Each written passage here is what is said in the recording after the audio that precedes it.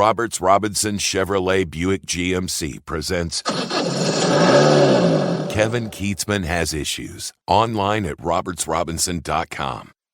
We're very excited for this episode of Kevin Keatsman Has Issues, as Amanda Adkins will be joining us in just a few minutes. She's running in a very competitive and tight race and compelling race against Sharice Davids in District 3 of Kansas for the United States House of Representatives. And we are fully 100% behind Amanda Adkins and her bid to win this seat after losing it by 10 points 2 years ago. They have redrawn the lines of the district, and it is believed that this thing is very winnable for the GOP now. And there is one big dark cloud hanging over this race, and that is the question: if Republicans don't win this seat now, will they ever win it again? We will get into all of that with Amanda Adkins, who's got a tough fight on her hands. She's being outspent 3-1 by Sharice Davids. All the money pouring in from out of town for Sharice Davids. The Democrats are completely freaked out on a handful of seats around the country that they're afraid they're going to lose, and they deem way more important than others. And Sharice Davids is one of those because it is not a rural area. It's part of a metropolitan area. They see that as Democrat country, and they see this as their seat. The money is pouring in by the millions for Sharice Davids. She spent over $3 million, or people supporting her have spent over $3 million simply in negative ads attacking Amanda Adkins. They portray her as something she's not. They portray Adkins as something she's not. I can attest to this fully. Amanda Adkins is a Christian woman. She is kind. She loves children and families, and she truly cares for everyone. We have a common uber liberal person that we know, as Amanda was at the house here for the interview, that we talked about just for a few minutes after the interview, and my wife was present for the conversation. And Amanda had very sweet things to say about this person, said, I disagree with her politically on almost everything, but she's a sweet person and has done some good. And, you know, and I simply said, you don't want to know what Jessica thinks about her. I thought, well, there's one of the differences. And this is a compliment to Amanda because she really is not the person the negative ads are portraying. The only question or criticism one may have of Amanda Adkins is she too nice to win? There's no question she'd be a tremendous congresswoman from District 3. She's conservative enough. She has our best interests in mind. She has an incredible resume from her executive years at Cerner Corporation to being the chair of the Kansas Republican Party in 2010 when we swept everything, all the way back to her days in college at the University of Kansas, where she ran the Republican organization at the University of Kansas. She's dyed-in-the-wool conservative. She is what we like in a candidate. She is also a believer that you can do this the old school way, and that is by not getting personal, not over-attacking your candidate. She believes this district has enough independent voters that they don't want a food fight here. They don't want these candidates just hurling insults at one another. Both candidates sort of believe that in a way. But with the negative attack ads being spent by the Democrat National Committee and the PAC money coming in, being so brutal against Amanda Adkins, they've done a nice job making it look like that's not Sharice Davids attacking Amanda Adkins. It is, but the voters are oftentimes confused by this. This is a complicated district. It's a complicated race. I think you'll hear a couple times in this interview that we have with Amanda, I'd say it's a good thing I'm not running because I'd be a lot meaner. You know how I feel about Sharice Davids' t-shirt that says, all my heroes killed colonizers? I would be attacking her as a racist. There is no question if I were running this race, I'd be attacking her as a racist. I would let any independent or anyone that votes for her know that she is a racist. I would try to carve into her support by doing that. I'm not a political operative. I haven't been in Republican politics for 25 years like Amanda Adkins has, and I'd probably be wrong and I'd probably be slaughtered. People would probably turn on me because they think I was too mean. But I'd go down swinging. Maybe now's not the time for that. Amanda Adkins has a strategy. She's working exceedingly hard. By the time it's all said and done, she will have 51 Ask Amanda appearances in the books. If you're listening to this on Wednesday, Amanda will be at Barley's in Shawnee on Midland Drive at 5 o'clock as part of Pete Mundo's series. He does Politics in a Pint with his radio show. She'll be there for about 90 minutes, and it literally is an open forum where you can ask Amanda anything. I will be there. Jessica will be there. A couple of our sponsors will be there. We invite the entire listenership to come to Shawnee at 5 o'clock on Wednesday to the Ask Amanda event. Donate to her campaign if you'd like. Ask her whatever you'd like. It's a wonderful forum. And I will say this, she needs your help. We need people to go to her website and help out if they can. It's AmandaAdkins.com. That's ADKINS, AmandaAdkins.com. And donate what you can. She's being outspent almost 3-1 in this campaign. She is a wonderful human being. Truly an exceptional person. The kind of person you want representing you in Congress. It is sad to even ask the question. It's sad. In 2022, we ask, can a person this nice get elected? She reminds me a little bit of George W. Bush. I think we all know what a kind, generous, and sweet man and person of faith that George W. Bush has been. And as a leader, he believed in people in the other party. He believed in people coming together. He believed in America. And I just wonder if that's a time gone by. We will find out. This thing is neck and neck. She believes, well, she knows that everybody says this is a toss-up. It could go either way. She believes, Amanda Adkins does, that she's up a couple points in this race. She believes she's up a couple. We will see. It is very tight. She needs every vote. Anyone that doesn't live in District 3 of Kansas, if you're a Missouri listener or if you're living around the country, she'll take $5, $10, $20 into her campaign to pour it in this last 3 weeks. She needs everything she can at the end. If you're interested in Congress, in national politics, it does not matter where you live, a contribution can help. Anything you can do at AmandaAdkins.com will help her out in this last stretch. She intends to air the ad that you may have seen a great deal over the final closing weeks. It's called Hidin' Biden, and it involves Sharice Davids and being attached to Joe Biden and how they're hiding and lying and all this other stuff. So I support that ad. I thought it was the first sign that the Adkins campaign this year was different than it was 2 years ago. They're willing to go after Sharice Davids. They do it in kind of a humorous way so it doesn't look mean. That's probably an excellent strategy. Again, not how yours truly would do it, but it's probably the right strategy for this district.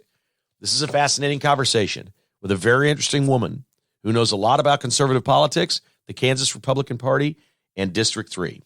It is brought to you by Advanced Medical Imaging, online at medimageks.com. If you need an MRI or a CT scan, why wait 2 or 3 weeks to get into your hospital chain when you can get right into Advanced Medical Imaging? So call Tricia at Advanced Medical Imaging. If you'd like to get a heart scan and a plaque score, it's under $100. That's non-insurance, but it's great peace of mind for anyone over 40. The number is 785-856-0224. Again, medimageks.com. All of our sponsors are on thekklist.com. If you hear one of these sponsors' websites and you don't remember where to go to the kklist.com and see them all, including 360documentsolutions.com. That's my buddy Mark Lindquist. I'm hoping to see him at the Amanda event later today. We will see. I invited him, but don't have an RSVP back. We will see if he makes it. 360 Document Solutions is at 913-745-5344. Complimentary analysis of all your document technology at your business is available from Mark. He is a pro. He is the pro. 360documentsolutions.com. Dr. Bill Bush in North Kansas City Dental, an award-winning dentist and dentist of the Kansas City Chiefs. It's quite possible if you make an appointment at North Kansas City Dental, you're in there a day where a Chiefs player is in there. We've seen Patrick Mahomes there. We've seen Chad Henne. We've seen, I don't know, on their Facebook page, there's probably a dozen or more Chiefs players and coaches that are at North Kansas City Dental, 2 locations, one in the Northland, one in Westwood, online at nkcdental.com. And I got an email from my buddy Spencer over at Finch Knife Company. He said that he's got another issue with a company, a big corporation, clamping down on them because they make and sell knives. This has to do with taking credit card payments from retailers. So they get retail locations where the Finch knives go in, and a lot of times the retailer buys those knives on a credit card, and then they put them in their store and sell them retail. He says now, through one of the things that he's doing with his business, he can't take the credit card payments because they see what? His products is some sort of dangerous thing? Pocket knives, folks. They're out to get all of us. Well, Spencer says they're debuting the new Halo collection this week. It's shipping to their dealer network. These have the latest in the sport collection. They've got new options, the Halo collection. You're going to love them. They'll be available by the end of the week at Shields in Overland Park and the Bullet Hole. So check those out with Finch Knife Co. or online at finchknifeco.com. Go, Amanda, go. We got to win this district. If we don't win it now, I don't know when we will. This is important. Even if you don't live in District 3, please help if you can. It's time to speak with Amanda Adkins. Hit it! The KK Has Issues conversation is presented by Jocelyn's Jewelry, 95th and Antioch, or online at jocelynsjewelry.com. Amanda Adkins joins us now as, it's time to win District 3 in the state of Kansas. Our website is amandaadkins.com. If you'd like to get a yard sign, make a donation, do something to help, we got 3 weeks to go. It is time. Amanda, how are you? I'm great. Thanks for having me on. You are great. You're very busy right now, aren't you? I am. 7 days a week. So, honestly, we were joking before we got started. How many hours of sleep do you get? Is it like a 4 or 5 hours a night thing? Yeah, it's about 4 hours, I would say, on average these days. So when you, like a typical day, you're making stops, you're doing interviews, you're campaigning, then at night, what do? Do you have meetings over the phone? Do you continue working at the office? How does this, when you're getting into the closing stretch of a campaign, you've poured this many months into it, how is it different? Is this like the last 2 minutes of a football game? Well, actually, most evenings from now to the election, we have something scheduled every single evening. And in fact, tomorrow night, I have multiple events in the evening. And Steve Scalise will be here this evening today. So we have a lot of final last-minute fundraising, as you would expect. A lot of final last-minute Ask Amanda events. We've been hosting these neighborhood-level events all over the state, all over the community, and we will have completed 51 of them. So it's definitely busy, but that's what I signed up for. I'm here to serve. So I want to meet as many people as possible. Okay. 51 Ask Amanda events. And I don't know exactly when everybody will be listening to this podcast, but Wednesday, that is Wednesday the 19th, 5:00 at Barley's on Midland Drive. You're doing, Politics and a Pint with Pete Mundo, a friend of mine. Mm-hmm. Saturday, you'll be in Garnett at 10 in the morning, 2:00 in Lenexa. Right. You've got Paola, Overland Park, Prairie Village, Wellsville, and others still scheduled. Right. If you go to amandaadkins.com, you can see these. If you want to meet Amanda or ask a question, or if you have, look, my listeners are conservative. If you got somebody in your family that isn't sure, take them to one of Amanda's event and let them ask her question, whatever's important to you. And that's pretty much what it's all about, is just reaching independent people at this point? It is. The Ask Amanda events have been focused a lot on independent households. But we do have a wide variety of people show up. I mean, the whole point is for people to come, and sometimes they'll give me counsel. Sometimes they'll ask questions. Sometimes they're just really, really worried and want to talk about a problem. So it is a big mix of people. The great thing, though, is that the vast majority of people who show up are people I don't know. And that's the point. I want them to personally know and engage with me as a candidate and understand who I am and what my solutions are for the 3rd Congressional District and for America. And you had a massive turnout with Ted Cruz. Hundreds of people came out to this. And it's so much better than it used to be campaigning. Everybody would say, hey, I want an autograph or I want you to sign this or whatever. Now everybody wants to take a picture, a selfie, which is great because they don't really share the autograph with like 50 other people, but they may take a picture with you and share it with dozens of people. Yeah, Ted Cruz. So we had, as I just found out today, the total count was between 400 and 500 people who showed up in Ottawa. It is awesome. One of the things that was really beautiful is there were a lot of young people who showed up, high school students with their teachers who were just out there worried about America, out there wanted to meet me and to meet Ted Cruz. We actually did a photo line. It was for everybody. Everybody who wanted. Ted Cruz and I took individual photos with everybody. And then, of course, with all the police and firefighters who were there also. It was a great event. And again, the most important thing is people showed up because they're worried about the future of the country. And they want to be part of the dialogue. This district has become so complicated. And Sharice Davids has done, near as I can tell, nothing. I mean, she really doesn't do much. I think she's as far left as the members of the squad in D.C., but she certainly doesn't talk like that or campaign like that. There are places where liberals are out there actually being liberal now and telling you the quiet part out loud. She's not one of them. It strikes me as she's a candidate that wants to say as little as possible, make you think she's in the middle. I have seen her her people put negative ads up against you that completely distort or lie about your position on abortion. We're not going to have any kind of an abortion debate on this podcast today because I don't see the point. But she gets away with lying on that. And then I watched her do another ad where she said she's been for supporting, immigration, legal immigration, and being tough on the border. I'm like, Sharice Davids, tough on the border? Are you kidding me? How does she get away with ads like this? It's ridiculous. We actually have an ad that was just up as of yesterday that in part focuses on border security. District Attorney Steve Howe, who has endorsed me as part of the ad. Let's talk about this really quick because I think it's important. I think it's really important. So, Sharice Davids, I actually have been to the southern border. I went down there to the McAllen, Texas area with Congresswoman Myra Flores just about a month ago. And I went down there because in all my conversations with the sheriffs and with District Attorney Steve Howe, I've consistently heard one thing, and that is everywhere there is crime in this community, and it has been on the rise, underlying the problem is always drugs that cross the southern border, come straight up I-35 here into this community. And not only have I heard that from law enforcement, but parents are really worried about fentanyl in particular, because all it takes is for a high school student, your child, one time to just make a single mistake and they can die without even knowing if they don't know what's in a pill. And so I went down to the southern border because I wanted to firsthand see and understand what's going on. I wanted to talk to law enforcement and border agents. And here's what I found out. First, the border is open. During our briefing, there were people crossing the Rio Grande right there in front of us. Second, because we don't have a secure border, the cartels in Mexico have built a multi-billion-dollar industry that is focused on human trafficking and on drugs. And then of equal importance, there is a massive humanitarian crisis down at the southern border. Most people don't make it. They die, and the death is horrific. There are dead bodies all the time. There are women and children who are coming, who are victims of sexual assault. And this is because we haven't solved the problem. And I was there talking with other women candidates about all of it. I mean, what happened? The United States used to be a shining city on a hill. That when you go down to the southern border, that is not what you see, not what you think. We have to solve the problem. Sharice Davids, just really quick by comparison, has done nothing. I mean, I'm calling on her. Vice President Harris has said, the border is secure. If she's really serious, Sharice Davids should call her out on that because we know it's not true. She's voted against a physical wall.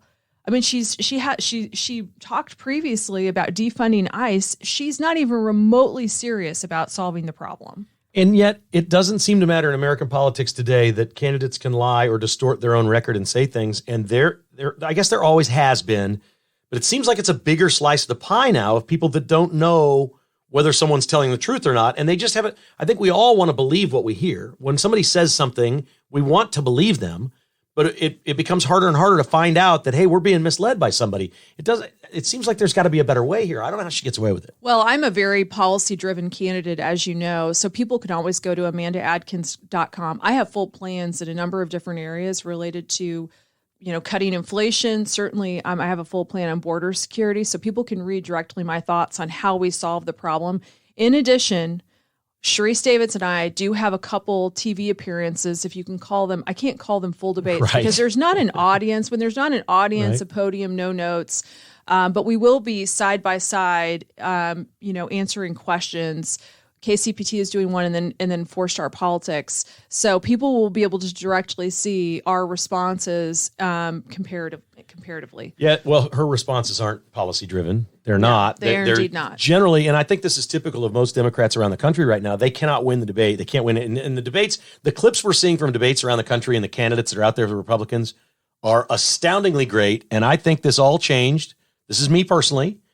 I think it changed when Trump came down that escalator. I think some people got motivated that never thought they were going to run for anything. We mentioned Carrie Lake in Arizona, who's running for governor there. I've worked with women just like her. We're the same age. We've been in media our whole lives. I know exactly who and what she is and what she's about. She never thought she was going to be in politics. Something happened. Something happened in Arizona. Something happened with Trump. Something clicked, and it's happening everywhere.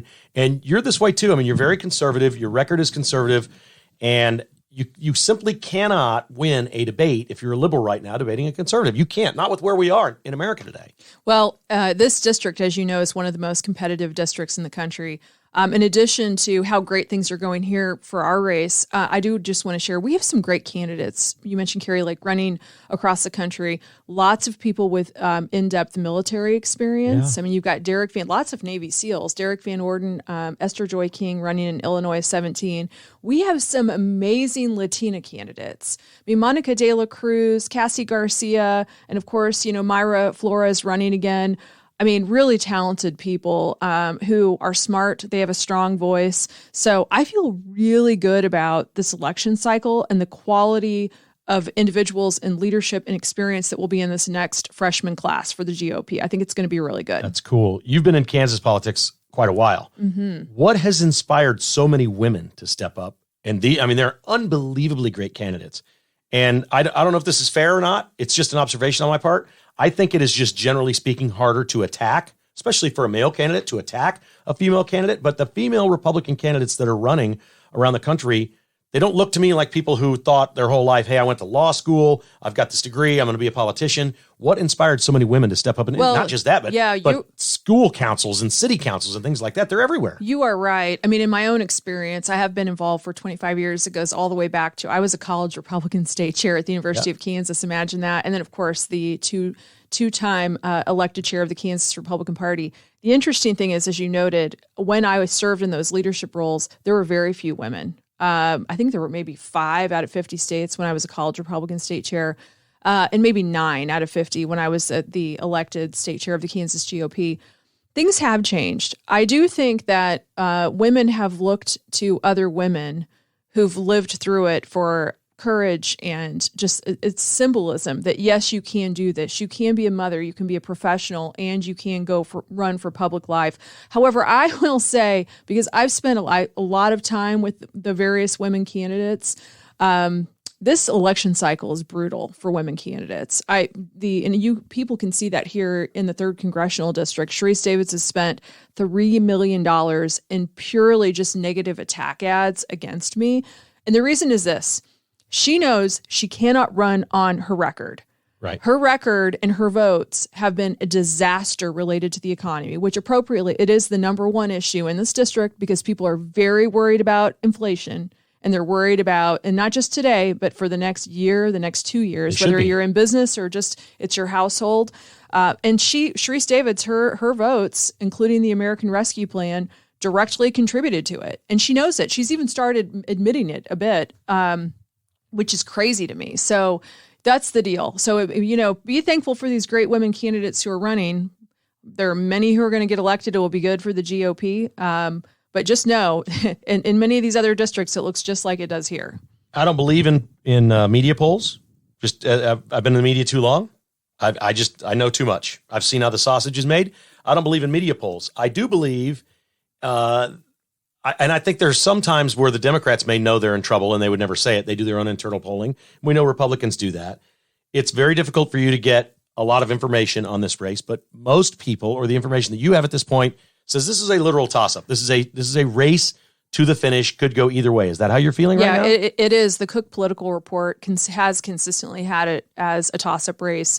As I mentioned earlier, people view this as one of the most competitive races in the entire country. It's the reason why you're seeing so much outside investment for Sharice, but also on my side, the Congressional Leadership Fund easily will invest in total at least $3 million. I was one of the top 10 candidates they endorsed. I was the 4th candidate in the country endorsed by Kevin McCarthy, who came here in 2021. So this is an important seat either side. However, I will share with your listeners that, the Republicans view this as the path. It's a seat you have to win to take back Congress, and they're expecting me to win. They believe I'm going to win. So we're excited. That is. Okay, it's a good thing I'm not running because I'd be mean, and I'd get a lot of people that would get angry with me and not like me running because they think I was a bully and that I'm a mean person or whatever. Explain for all the listeners, because this is a very conservative group that listens to the podcast. I'm very conservative. I put myself on a scale of 1 to 10. I'm probably a 9 conservative. In fact, some people think I'm libertarian when they hear me and the things that I believe, which is fine. I don't really know what I am. I just know what I believe. So I would be really, really mean and attack. But you explained to me a little bit before we started why you can't really do that in this district, because So many people are locked into who they're voting for. They're either left or right, but that's not what's in play here. This is a district that has swung wildly from 2 years to 2 years in the past, hasn't it? Why is it like that? What has changed is I tell people all over the country because they hear Kansas at Kansas 3 and they immediately think it's just conservative and it's shoo-in. And I tell them, look, you've got to remember this is a largely suburban district. It is similar to the suburbs of Dallas or Orange County, California, when you look at the makeup and the mindset of voters. The only numbers that are really rising here are independents in the district. And even the Republican Party in this district tends to be more independent-minded than anything else, which means that they tend to be pragmatic and common sense-oriented and focused on daily problems. So what they're really looking for is somebody who is a problem solver. So where you hear me consistently being very direct with Sharice Davids and her lack of, she hasn't solved problems, she's contributed to them. That is the tone. It is the belief system largely of the broad center right within this district. And as you know, we have to bring a large cross section of people from the center right in order to win a district like this. And so I'm going to stay focused on policy and solutions. That's my commitment to people. Yeah. And I know there's a lot of voters that like it that way. A lot of voters say, oh, we don't like the nastiness. Man, I'm seeing some nastiness across the country. This J.D. Vance just took that Tim Ryan apart in the debate. I don't know if you've seen any of those clips in Ohio. We've used humor a little bit in our directness. I don't know if your listeners saw the Hayden Biden ad. Yeah, but I like that. Yes, there's a way to go about it. For sure. And the more and people appreciate it, they remember. I need people to remember. Right. And the more you attach her to Joe Biden, the better, because he would lose this district right now. I feel sure. I think, I could run and probably beat Biden right now, but that's pretty much what the game is. She is Joe Biden. They're all in this together, aren't they? 100% voting record. 100%. 100%. I really don't like Sharice Davids. I really don't. So, okay, let me ask you this. What is your number one issue economy, or is that tied with safety and security as well? Because people are scared. I don't think we're as scared in this district as a lot of people around the country. I've lost track of the people that I know that are my age that have never had a gun in their life. And over the last 5 to 7 years, they've purchased a gun. They've learned how to use it. They've put it in a safe in their house. I can't believe how many people have bought guns over the last few years. So safety, I think, and security is really big too. Is this 1 and 1A? Safety and security is all consistently a top 3 issue for sure. The number one issue overwhelmingly is the economy, and it really is inflation. I mean, that's because of the pain that people are feeling right now from it. I've said too many times to count that in this district, an average household right now is roughly hit by about $8,700 in extra expense for the same goods and services that they got a year ago. And for most families, I mean, that is a lot of money. That means you're having to make very, very difficult decisions. Sharice Davids directly contributed to it. Multiple votes, but the American Rescue Plan, the $1.9 trillion in the spring of 2021, they were warned, Davids, they were warned by left-wing economists that it would go down in history as one of the worst policy decisions ever and that it would contribute to inflation. And here we are. And most individuals and businesses don't believe it's going to get better like anytime soon, which is horrifying to people, appropriately so. So here's the thing. I'm a movement conservative. You alluded to that earlier. My commitment to people, I know the steps that we need to take to course correct. One, there's been a lot of reckless government spending and some of it, we've got to roll back a lot of it. Some of the crazy things in the so-called Inflation Reduction Act would be a good example, like all the $80 billion in IRS, which that's just a starting point. 2, we do need to reduce the deficit in this country. And then over the long term, we need to be committed to getting back to a balanced budget and a surplus. That takes real commitment, but that's the type of leader that I am. It's great that I was in business for 15 plus years at Cerner because I understand, like, my mindset is going to be value for every dollar spent. So we have a pretty significant turn to make, which means that we need the majority in the House to be as big as possible.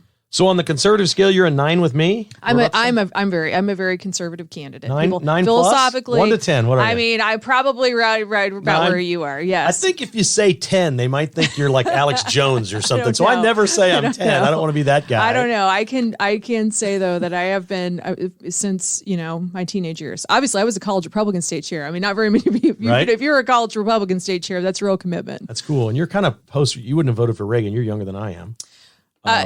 No, I actually missed being able to vote for George H.W. Bush. My birthday is November 7th. So, okay. All right. So my birthday I missed it just barely. So I was the election. Bob Dole would have been my first cycle. My first vote presidential was cycle. that guy right there on the wall. Yeah, Bob Dole. That was 84. And I've got a Reagan T-shirt that I wear, and it changed my life. 96 would have been my first year, yeah. So I grew up in a union household. My dad was basically a contractor. He ran a crane and backhoe and things like that. And when I was growing up in the 70s, 60s, and 70s, unions had a real role in our life. I mean, it was a big deal that my dad was able to be in the union. Nobody had ever been to college in my family, ever, anything like that. Nobody even thought about that. But we had things like we could go to the dentist. I mean, this doesn't even sound like it should be a thing, but we could go to the dentist as kids, and we grew up with kids that couldn't go to the dentist. My dad was part of this union, and they did great things for our family. They created a safe environment for him to work. Non-union jobs at that time were considered dangerous. Union jobs were safe. He did this for his family. He loved his children. And my dad was conservative through and through, but he always voted Democrat because the union bosses said, hey, vote for the Democrats. They're paying us money. I mean, I was learning this stuff as a 12-year-old. I'm like, why is dad voting for Jimmy Carter in 1976? I didn't understand. I'm like, you don't, because I don't know why I was paying attention, but he didn't agree with most of the stuff that the Democrats were saying, but yet he voted for him and goes, it's the union. It's the union. It's the union. I think that's gone, man. I think Trump took care of that. I think union voters, I don't think they care what the head of their union tells them to do anymore, do they? I've had a lot of union voters show up at my Ask Amanda events, so I can attest that workers, just in general, who are looking for a different path and worried about energy security, inflation, like go through the list. They're looking for something different. They are. And I think it's the biggest thing that Trump did. I think they just identified with the man and said, okay, he really is for us. I do think we're getting smarter and smarter. I don't know if there's more and more of us, but I think people who vote Republican know exactly why they do it. And they don't care if they're supposed to fit into a box and vote for a Democrat because they don't want to be seen as a racist or a homophobe or their union tells them to do it or something like that. I think there are just more and more conservatives out there that are voting that way. And I think these polls are going to be, I think they're just going to be a disaster this year. I think the Republicans are going to outdo almost everything by at least 5 points. Yep, I do too. It's exciting. It is exciting because this has to change. We've worked hard for it, and the country needs change. So I agree. We can't let them do this. Okay, I know I asked you when you ran last time about this lady's T-shirt. I cannot believe that Sharice Davids wears a T-shirt that says "All my heroes killed colonizers." Well, now, she's just stacked up so many other things that she's done that are just terrible. I mean, starting with her most recent claim, she claims that she's opposed to insider trading for members of Congress. And as I'm sure your listeners know, she herself owned individual stocks of clean energy companies, mostly solar energy, that were under the oversight. She had committee jurisdiction, made money off of it, and literally did not sell them until she got called out by the media, and then has the gall to go and run ads on it. I mean, it's just so dishonest and deceptive. This is the problem with Washington. This is the problem. And there is nothing clean about solar, by the way. These giant solar farms, you know what they're doing to the environment and animals and insects and bugs and birds? They're just killing stuff right and left. I'm a proponent of increasing nuclear energy capacity. That's actually a big part of my energy security paper. As building three of them. I know, as the best option for people who truly care about the environment and want a carbon-free option, nuclear energy is the way to go. England has moved right of us. They're building three of them, and we can't even discuss it in this country. You can't even bring it up. I'm like, why? Are we afraid somebody's going to bomb one of these places or whatever? I mean, they've got all State Senator Mike Thompson and I need to go get elected, and then we'll work on it together. Okay. He's a big proponent of it too. I'm with Mike. I've known him for years. He is a great guy.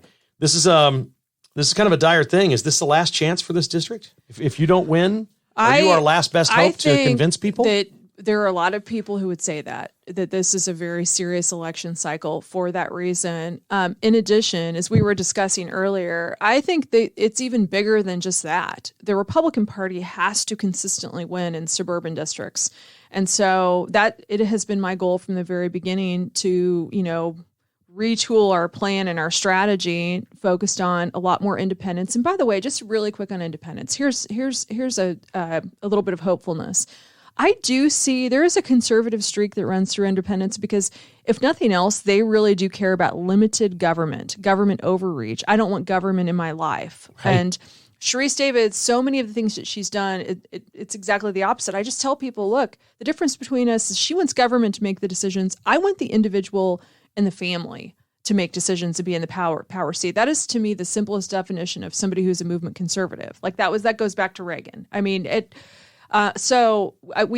need to win. We need to be a beacon of hope for the rest of the country, and we need to consistently do well. And we've just created so many people that want the government to be their solution, though. And I don't think COVID helped us there. We're 3 weeks out from the election, and this website came online for all this college debt forgiveness. 8 million people signed up the first day. It's going to be tens of millions of people. 21 days with an election. I'm not a big government oversight or regulation thing.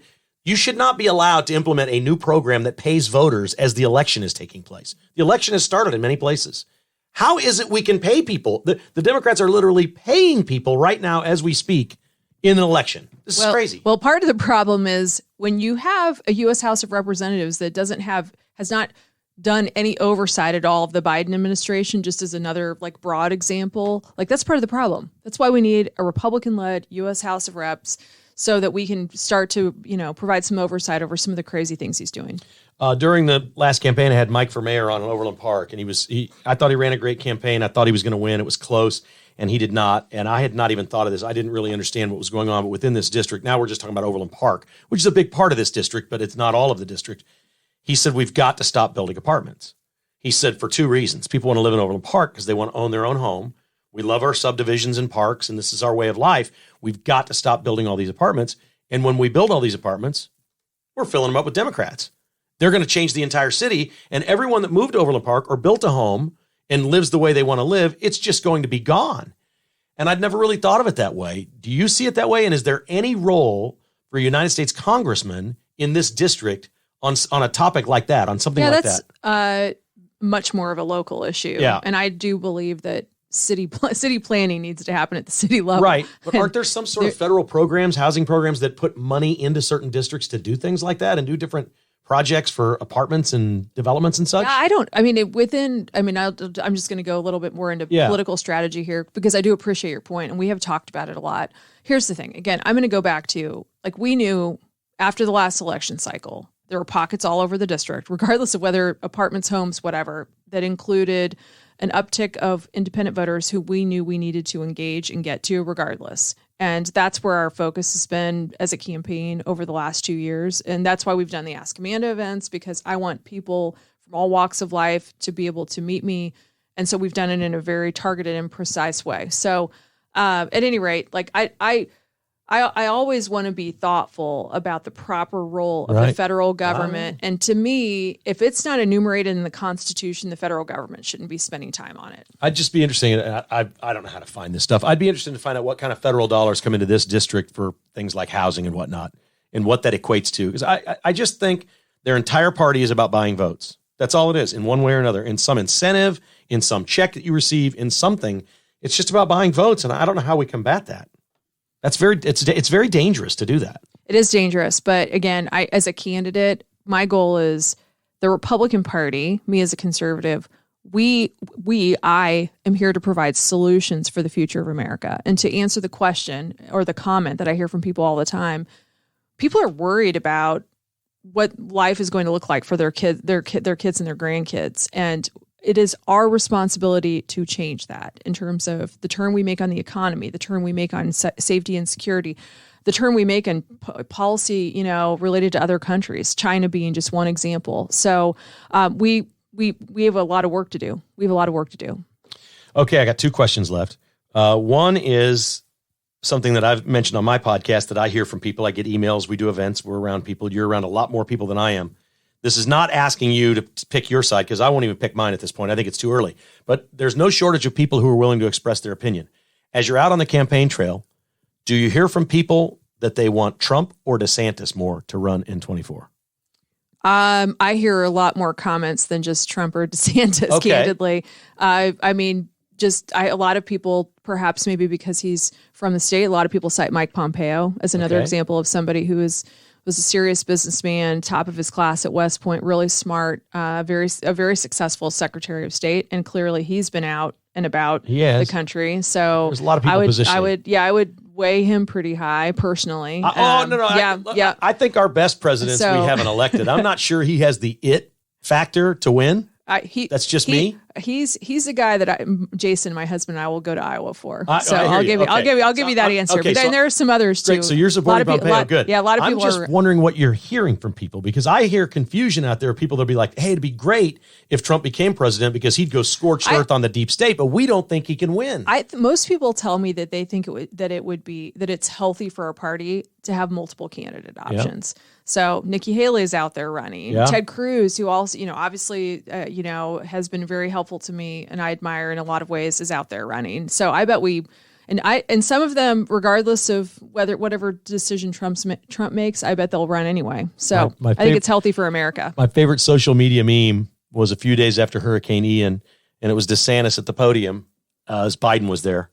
And they just took all these pictures at the podium. It says President of the United States, and there's DeSantis, and they just sent it everywhere. They just he's not even campaigning. He's just running Florida and looks presidential. Well, he's been a great governor, though. He's been a great governor. He's been a really, truly great governor. All right. So just as a final thought, tell me why you're doing this. You've had a great career. You've probably, I don't know your net worth, but I know you've done extremely well as an executive at Cerner. You've had a blessed life. Why are you doing this? This doesn't pay anything. I loved my career at Cerner. I loved working in healthcare, enjoyed working in business and building business.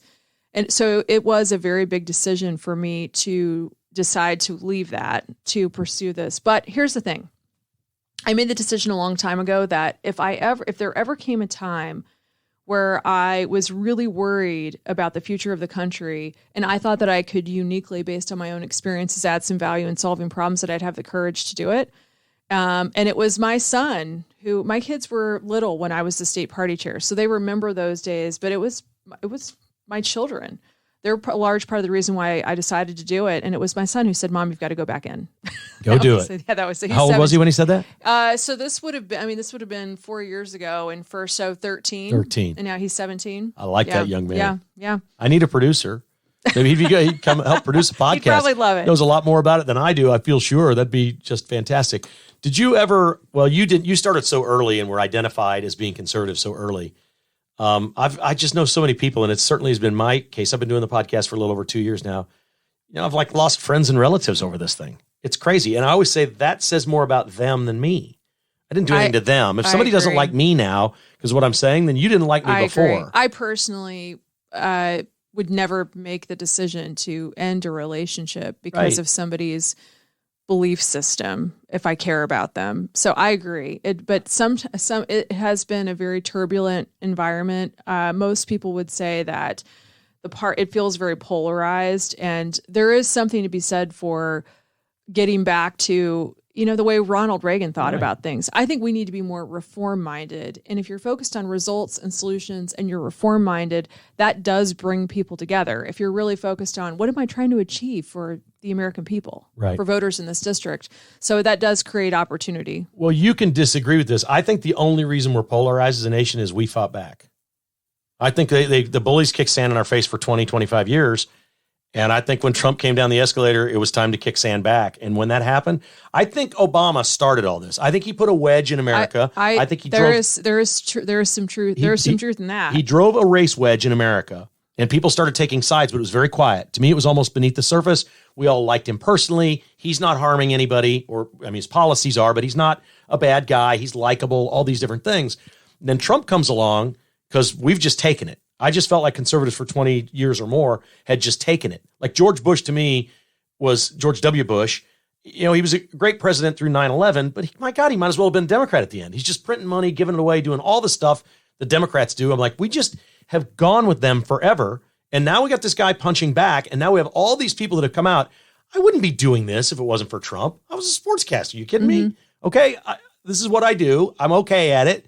But I don't need to talk about sports my whole life. This is more important. So I'm going to try to make a difference in my community doing this. And I feel like the reason we're polarized is we are fighting back, finally. And they're like, what the heck is this? You're supposed to just roll over and take it. Am I crazy? Well, the other thing, though, that I think that's been lost a little bit is we've lost people who are really reform-minded. And that's not to say, a lot of Trump's policies were amazing. He had some really great ideas. And I agree with you. He did push really hard and he was aggressive about it.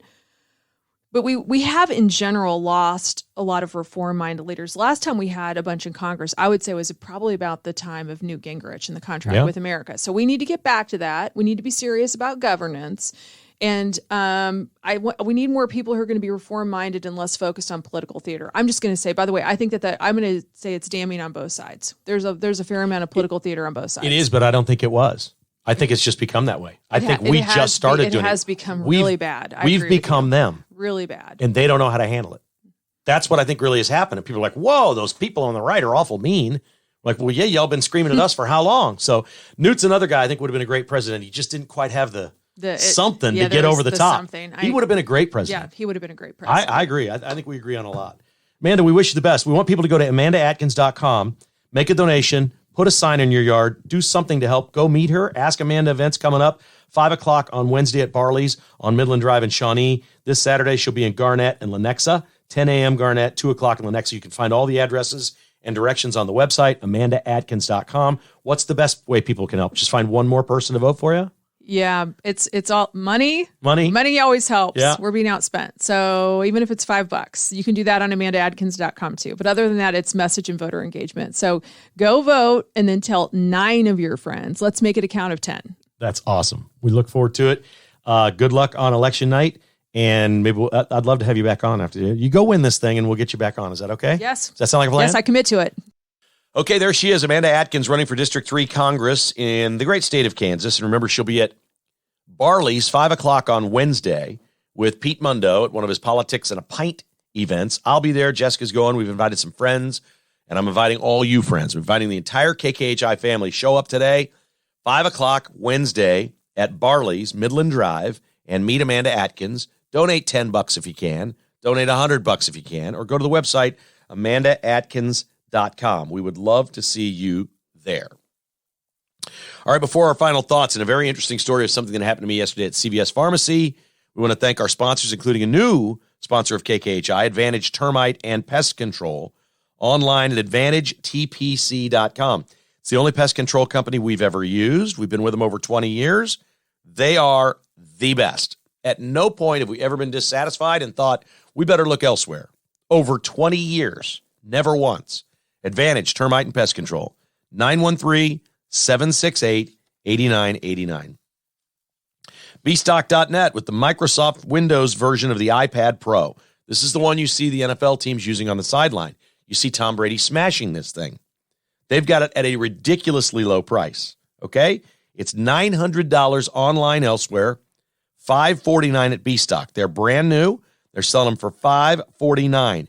You can check them out online at bstock.net or visit 14680 South Flaming Road in Olathe. This is the brand new Microsoft Touch, Microsoft Windows tablet. You're going to love this thing. $549 at Bstock in Olathe. And my buddy Hutch, he's definitely going to be at Amanda's event on Wednesday from Amazing Garage Floors. You want to meet him or get information about his great company and his services? John Hutchins will be there. He's an Air Force veteran, an amazing human being, an amazing American. And he says, I'm not going to miss Amanda's event. I'm there. I'll see you there. Well, I'll see you, Hutch. In the meantime, if you'd like to check out his website, it's AmazingGarageFloors.net. You know he does the awesome garage floors. He also seals your driveway, and this is the perfect time of year to do it between now and about the middle of December. So check him out online at AmazingGarageFloors.net, 913-901-7139. Amazing Garage Floors for people with concrete. I was down on a hard floor yesterday at CVS Pharmacy. It was not concrete, but I was down on a hard floor. I guess it was some sort of tile. I was looking at the bottom row of greeting cards. I was getting a greeting card for a friend. Well, I'll just say this. I was getting a thank you card for Stan Weber for all the great work that he does on the podcast. And I wanted to get the right card. And I'm down on my knee, and I didn't even notice this. There's a door open behind me on a wall where there's a lot of greeting cards at CVS. There used to be a full wall of them on one wall, but now there's a door that goes in to look like it maybe was a janitor's closet once upon a time. I don't know. I didn't even notice it until the lady, I'm down on my knees. I don't even see her. From the side, I hear, "Sir, are you here for your vaccine?" And I looked up and I said, "What vaccine?" And she said, "The COVID booster." I said, "Oh, well, booster's a better word because it's not a vaccine." And she says, "What?" I said, "It's not a vaccine. It doesn't keep you from getting it." And she goes, "Oh, are you here for your shot?" And I said, "No, I'm not. I'm definitely not here for my shot." And she was taken aback by the fact that this was the woman who does the shots, that somebody actually questioned whether or not it was a vaccine. And I can't call it that anymore. And I hear people call it this, and it's ridiculous. I have learned that I am not alone on this front. There is apparently a booster shot available. I didn't really know this. It's been out there for 5 weeks. You're supposed to get it this winter if you're afraid of COVID. You're supposed to get it. My mom's gotten a bunch of shots, and she's kind of afraid of COVID. She's in the category of people, right? I don't think she knows about it or has gotten it, nor does she care at this point. I don't think. I think she's over it, which is really cool. There was no line for these shots. She was wandering around looking for the person who was supposed to be there to get the shot. They're just dying for people to come in and get the shot. And I read the story. The shot has been out there for 5 weeks. 5 weeks. They've been promoting this thing. There's still ads on TV. You hear it on the radio. They're still promoting, get the boosters. This winter is going to be bad. Go get this shot. 5 weeks. What percentage of Kansas Cityans do you think have gotten the shot? I'll give you a little pause here, like it's Jeopardy, like it's Final Jeopardy. What percentage of Kansas Cityans? What percentage of Kansas Cityans have gotten this new shot that we're supposed to all get? In 5 weeks' time. Free, basically. You can get them free, or sometimes it's $10 somewhere. Free, just to get the shot. It clearly is now just a government a government program for pharmaceutical companies. That's clearly what this is. It's your tax dollars going straight to big pharma so politicians can get rich. It is clearly, we've gone for years hating big pharma and the scams and politicians for skimming and all this other stuff, but we didn't want to apply that to any of our logic with COVID. Well, clearly that's what this is now. And clearly Americans have figured this out. With all the media, all the scare tactics, everything going on, less than 4% of Kansas Cityans have received this shot. It's like 3.9% of. We'll put it this way. A smaller percentage of people have gotten this booster over 5 weeks than the mortgage rate. This is 3.9%. 3.9% of Kansas Cityans have received this shot. When somebody says to you, vaccine, remind them it is not a vaccine. Look up the definition. It is by no definition a vaccine. They can call it a booster. They can call it a flu shot or a COVID shot. They can call it a lot of things. We've got to keep them from using the term vaccine. That is number 2 on my list behind Democratic. J.D. Vance is great in Ohio. We got a whole bunch of Republicans now. Kerry Lake, same way in Arizona. I've been talking about this way back. I heard Rush Limbaugh say years and years and years ago, and he was right. Don't let them say Democratic Party. Nobody listened to Rush. I used to have this conversation with Kevin Yoder when he was in Congress. On the air, I'd say, why do you say Democratic? We're all Democratic. It's a democracy, right? Right? Don't let them steal the term and make it sound like they are and we're not for democracy. Just don't. It's the Democrat Party. It's not the Democratic Party. J.D. Vance says it that way. So that's like number 1 on my list. And you never really hear me screw up on this podcast. I'm very good at that. I never say Democratic Party. It's a compliment to them. It's a boost for them. It's the Democrat Party. The Democrats Party. It's the Dems. Whatever you want to call them. It's not Democratic. It's no more Democratic than anything else. Number 2 behind that is the word vaccine as it applies to a COVID shot. Maybe I've got them wrong. Maybe I should reverse them around. But I'm telling you, the older Republican politicians, even guys like Sean Hannity in the media, if you watch his show, he will say Democratic Party, or if you listen to him on the radio, he'll say it 10 times a night. I'm like, shut up. Get it right. It's the Democrat Party. Oh, drives me absolutely insane. They do this to us, and we fall right into it. Get it right. Everywhere you go, folks. Democrat Party, COVID shot. If you hear somebody say vaccine, pounce on them. Let them know it most certainly is not a vaccine. Our thanks to Amanda Adkins for appearing here on KKHI. That was fun. It was terrific. We support her fully, and we hope you can too. If you got a few bucks to give, AmandaAdkins.com. If you would like a yard sign, you can go to our website, AmandaAdkins.com, click on yard sign, fill out your address. They will put it in the yard for you. Somebody will drive by your house and put it in your yard. Happy to do that. That's just an opportunity for you to do something that costs you absolutely nothing and says, I'm unafraid to let people know that I'm a conservative. AmandaAdkins.com. Get a yard sign. They will come put it in your yard for you or your business, for crying out loud. If you got a business, especially on a busy street, get the yard sign. Let's do that. If you've got a business or a place that you manage and you can put it out there out in front, jump on it. AmandaAdkins.com. And as always, thanks for listening to KKHI. We greatly appreciate it. Thanks for sharing with your friends. And maybe I'll see you at 5 o'clock on Wednesday at Barley's in Shawnee for the Amanda Adkins Ask Amanda event. Have a great day.